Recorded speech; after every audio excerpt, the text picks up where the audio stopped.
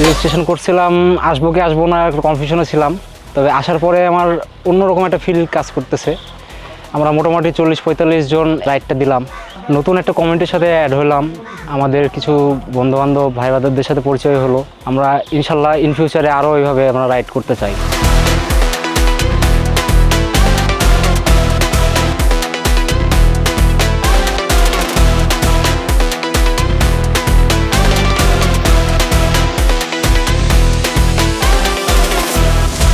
বিপিএনের পক্ষ থেকে আমাদের যে প্রোগ্রামটি হলো রাজশাহীতে, তো সেটা আমি শুরু থেকেই এখন পর্যন্ত আছি।